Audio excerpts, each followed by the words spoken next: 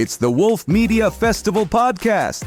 Today's guests: creator of Dispatches from the Womb, multi-talented artist, Désirée Jung. And now, here's your hosts, Richard Wilmore and Jacquelynn Wolfheart. Welcome, everyone, to the Wolf Media Festival podcast. Our guest is a filmmaker, poet, and translator whose work defies easy categorization and invites you to feel rather than simply watch. Désirée Jung is the visionary behind Dispatches from the Womb, which just won a Wolf Media Fest award for Best Experimental Short. And it's not hard to see why. The film is a haunting lyrical meditation on identity and rejection, told through overlapping imagery and poetic voiceover. It's art house cinema at its most intimate and raw, a story of being undesired by your father before you're even born. It's less a narrative and more a visceral experience, and I'm excited to talk to Désirée. So welcome, Désirée. Well, thank you. I feel intimidated by your introduction. I don't know. Don't feel intimidated. Well, I'm intimidated because can you please pronounce your name the way it's supposed to be pronounced? Because it's much more beautiful than the way I say it. Your beautiful accent. yeah, it's a French name, but I was born in Brazil. So anyway, it's Désirée. So, but in English, I became Désirée, which is okay. I know. Then we got to make it so boring around here in the States. Yeah. I think it's beautiful. So you were born in Brazil, but you currently live in Canada. Is that right? Yeah, I moved here 27 years ago. Oh, wow. Okay. I thought we would be like kindred spirits with my Midwestern Northern Wisconsin accent. I don't know. I left Brazil, but Brazil didn't leave me. So I carry it with me wherever I go, which is all good. Can you describe, I had my description of the film. Can you describe yours of what it is?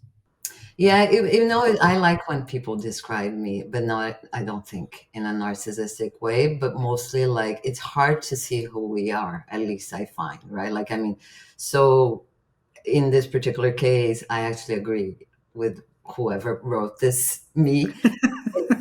It kind of, if that's how I would like to be described, especially when there's feelings in it. But in terms of this particular piece, I first wrote it in as an essay, and then, as with everything that I mostly do now, I kind of turn into images and video, just because I feel I like both mediums. For me, it always starts with the writing, but I like to play with other aspects of transmitting something that sometimes with the writing, it's kind of impossible. It's up to the reader, of course. So in that aspect, it also kind of forces the audience to see it in a particular way, that when you're reading a piece of writing, it's kind of open, right? So there's advantage and disadvantages. That's why I like both in a way. So did you create this entire thing? Like you made the entire thing? Or did you have help? I did the entire thing, believe it or not. There is no well, there is the editing machine, but no, I didn't use any of the intelligent friends we have now in the artificial world.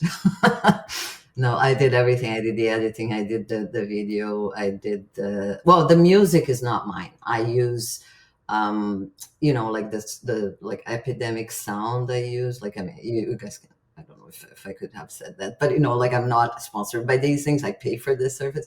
So there are some pieces of music that I use and it's copyrighted, but when it's like particular sounds, I make them myself. It's just that music, I don't do music. So I use that kind of, but everything else, the writing, the editing, the drawings, I did a lot of animation with hand. So yeah, I like the layering, as you put it well. I like the overwhelm. Kyle, I miss Kyle, our other host, our former host. I miss her so much. You two belong together. I think she was very artsy like you. And when I look at your work and I see all the various types of artistry that you do, you are what I think of when people talk about art house.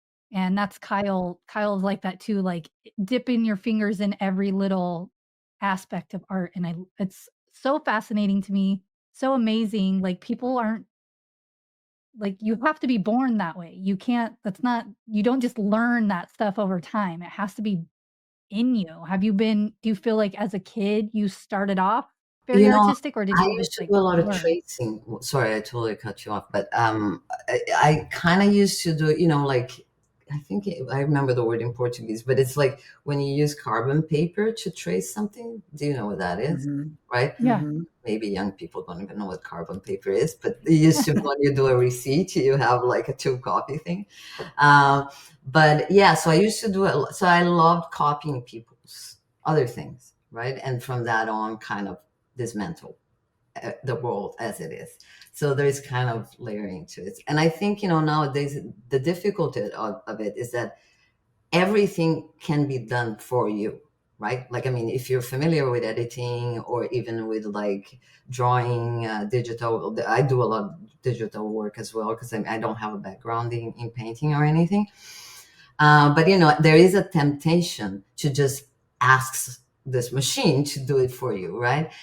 And I really, for me, it's kind of a moderation thing because there are certain things, at least for my work, it happens as an accident. I mean, not the writing, because the writing, I think it's something that I labor a lot, that there's a lot of labor behind it. But, the editing, sometimes it happens as an accident. Like, where I'm supposed to put a video and then something else goes and it works. And I trust the unconscious in my Mm-hmm. or whatever is out there that it, has no name for it, but it manifests for as an accident, and I really go with that, right? So I think there's a mix of like a lot of work in terms of trying to I love using sounds. I did go to film school for a year. That's why I came to Canada first. I did do a 1 year film school when I came here. And the discipline that I mostly loved was sound aesthetic because it's how you use sound to cut and I think because we live in a productive era, like everything is perfect. And I love what isn't, because life really isn't perfect.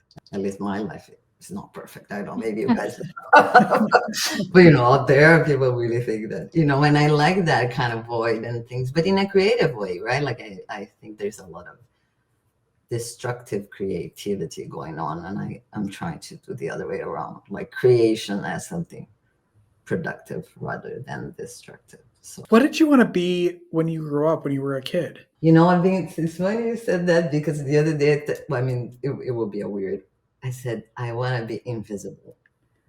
That's what I want. Just so I can do things and they don't have consequences, which Yeah. sounds very unethical, but it's like just to be able to You should be a politician, is what you're saying. Yes, that's what you want to be. No, I think I wanted to be a writer. It took me a long time Mm. to authorize myself to do that, just because in the sense of Mm-hmm.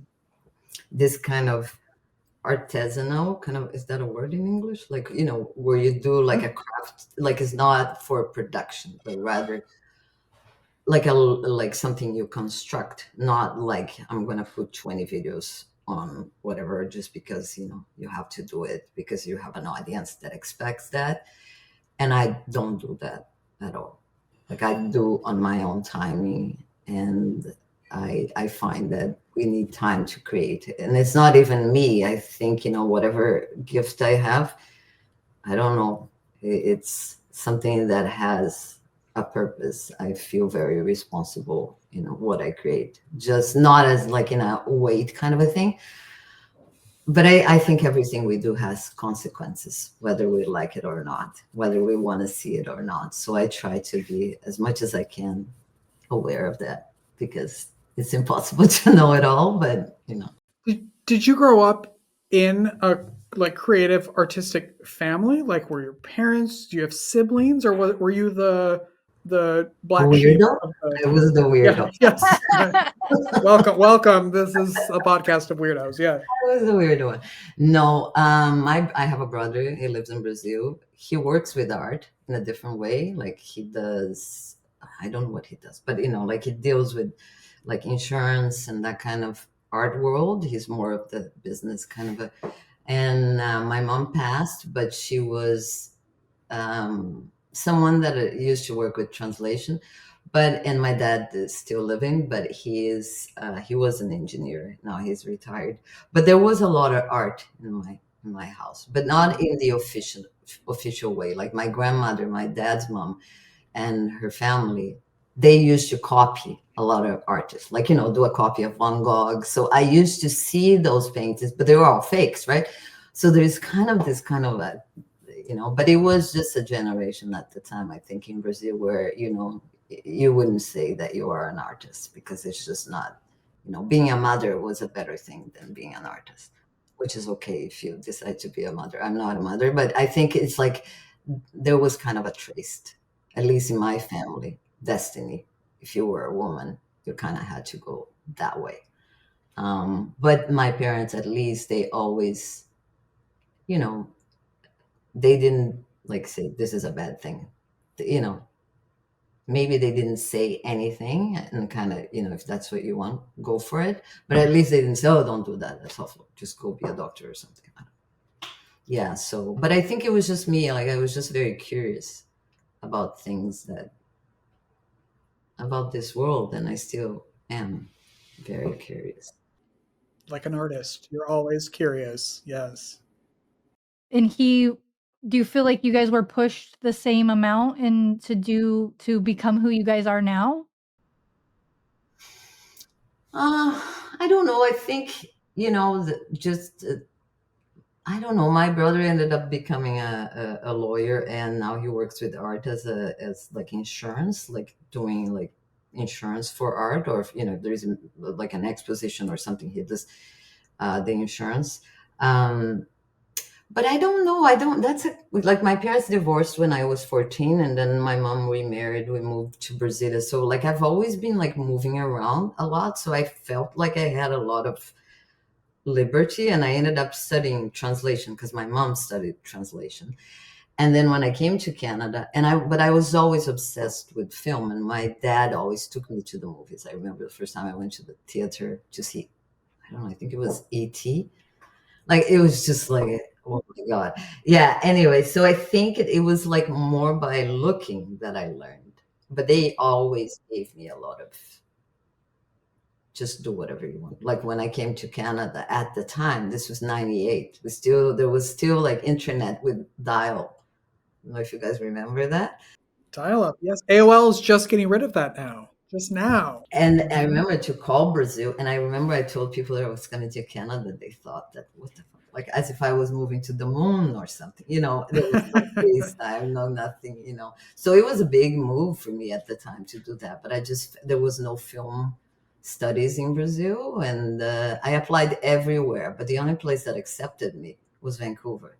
So I said, well, I really don't have a choice, because, I applied for like big universities in the US, which is good that they didn't accept me, just because it was too expensive. And also, like, my English at the time was just, anyway, so I'm here, and I never left. It was, yeah, just. That's where you're supposed to be. Exactly. Yeah. It all works out. I have a question, well, like maybe two questions about Dispatches from the Womb. I know it's available. Can you talk about where people can see the film and read it? Because it's part of a book, correct? Yeah. Oh, your friend is there. Your dog is there. She's Yes, our staff. she wants to know as well. So this video poem or essay, Dispatches from the Womb, it is part of a collection of essays, nonfiction essays. Some were made into video format, and most of the videos can be found on my channel at YouTube or on my website. And the book is available at Amazon. And also, if you're in Brazil, the Portuguese version is available in a particular website. You can find it in. It's just because I can't get the distribution in Brazil through Amazon. So, but yeah, because the Dispatches from the Womb is a shorter version. The video poem is a shorter version than the essay, because the essay would, make the poem like 15 minutes, and I just wanted something a little bit shorter. Yeah. It's a really powerful, maybe, I don't know. It hurt me to listen to. It's so sad, and I think I felt a little bit of a lot of what you were saying in that of, like, I have teenage parents. My parents were very young, and so I think I felt like I wasn't wanted already, you know? So I really kinda related personally, I kinda related, but it's really a sad, uh, beautiful poem that you wrote, and I was saying this to you earlier that you have, like, the best voice for reading a poem like that. So I can talk about how that piece came about. So, I have gone through psychoanalysis, like being analyzed, like in therapy. But I like to say psychoanalysis because it's a little bit then different than counseling.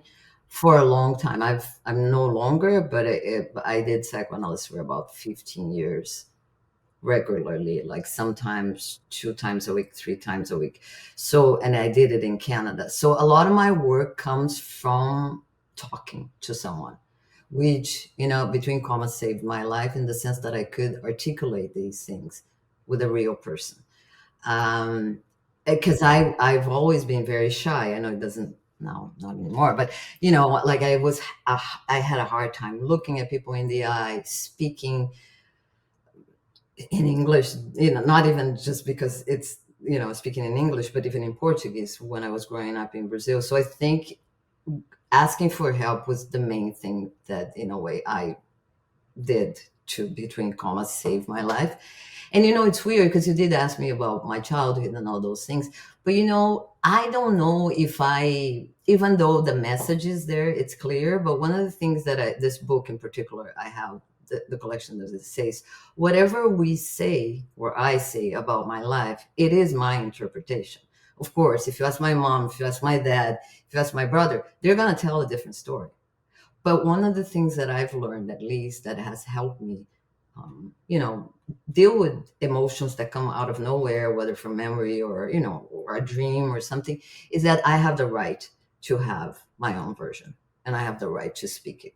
But I do try not to use this kind of, I don't know if it's a method or a strategy where I'm blaming other people, because I think I am responsible for what I do with what happened to me, right? I mean, I don't have agency. You don't have agency when you're like 5-year-old, 7-year-old. You don't. At least I didn't. And then, you're born in a particular family and you're born in a culture. So there's all these layers, which kind of explain maybe why I have all so many layers in my work. But I think for me, it's important to speak these things, because the emotion for me is true. And if it touched you, like you said, it did, there's something that resonates there and it kind of touches the humane or universal. I don't know. I don't like that word universal because it kind of has a lot of complicated things. But so I think that's one thing that was very important to me to speak in analysis with someone. And also my name, Désirée or Désirée, means to be desired, right? That's the name. That's the meaning of the name. The verb in French is désirer, which means to be desired. And my entire life, I heard that from my mom. And I think, she's no longer here, so she can't say, but that, which in psychoanalysis would be that signifier or that word, desire, was a constant in my life. So, and the saying, at least from my mom, was always like, you do not want to, give up on your desire. And of course, desire has multiple interpretations, and I won't get into that. But there are things that aren't spoken. And when I say that I was undesired by my father, is because sometimes people have kids and they don't have the chance to say, I don't want to have a child. And sometimes it is even unconscious, like we don't know, right? Like you do things, especially in the way. So I don't think at least particularly, I didn't do that as something like targeting my father or fathers in general. My father was actually a very kind man within the logic of, of how he was raised. But there were effects on certain things that remained in me. And I think the writing has helped. And I think that's why, in a way, the poem kind of gets into the very hard part of the essay. But if you read the entire essay, you kind of see that I try to at least put a picture where it's like, this is my vision, this is how I felt, and I want to let it go. Because I find once something is written and spoken, something happens. It's important, I think. And it's not because I wrote, it's just in general, I think people have to say these things, Once you say something, then it becomes real. That's what I always like. If I'm thinking of something, I can be spiraling in my head, but as soon as I say whatever it is, then I'm like, oh, now I have to take action because I said it. Like now it's like a real thing that's out there in the world. What prompted you to submit Dispatches from the Womb to the festival, and where were you when you found out you won? Oh, okay. What did I think it was just the category experimental. I don't know if I got an invitation, but I don't think I did, but because sometimes I get an invitation and then I look at the festival but I have to be honest, and I know maybe this is going to sound cheesy, but I always dream with wolves. And when I saw wolf film, I was like, this is interesting, So honestly, this was the main thing. And then I kind of went to the website and I kind of looked at the what you guys are about, and especially the kind of weird experimental kind of aspect to it. But honestly, it was the calling of the wolf, I think, that I said, maybe this is something, because I always have like this wolf that I see walking around, God knows what is. So, but the winning thing, well, the other thing which is weird, your email always goes to junk. So I don't actually know and I've already moved many times, but it keeps going to the junk. So I don't know how. I just look. It does to me too. Oh, you too? Yeah. Everybody. And I work here. Everybody. I get told all the time from everybody, oh, I didn't know because it was in the junk. And I don't know how to not be spam. So I was like, what the hell? And then, yeah, it was a little bit. I've never won a prize like this. So it was kind of, especially with this work, because I only started applying for experimental category in the last year and a half. Because I started thinking, maybe this is experimental. Like, I don't know what experimental is, because for me, everything is experimental, because that's all I do, right? But I had never actually. So anyway, so now I just became an experimental filmmaker. I didn't know I was one. You guys told me that. Yeah, that's good. That's a good title. What are you working on now? What's next for you? Actually, I was just working on something that is giving me a little bit of a headache, but it's a poem in 3 acts. So it's about something that I have for a conference that I have actually on psychoanalysis in Vancouver that is going to happen in October, on feminine desire. So it's a poem about 3 acts in the life of a woman. So there are 3 events that happen in one same day. I've never done anything like this, and this is the longest piece I've ever done. So it will be like around 14 minutes. And I'm like, I do the 5 first minutes, which is usually and I say, okay, that's it. And I said, okay, but Desiree, you just started. You said that it's 3 acts. You just wrote 1 act. And I said, okay, so let's go for a walk, and then you come back.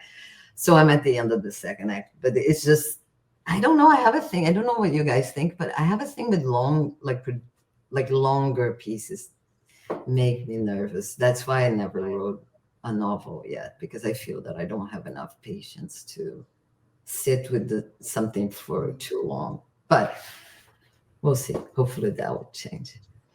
But thank you very much for having me and for giving me this award. I really feel very honored. It's kind of what I've been doing for so long. Thanks for making good art. Yeah, I appreciate it. Well, I think also part of you submitting, we didn't know you. We didn't know you before. I've never been to your website or anything. And had you not submitted, I would never find. And people need to go check out your website and look at all, like I was saying, you are in so many different mediums of art. And I would have never known that had you not submitted. So I'm very grateful.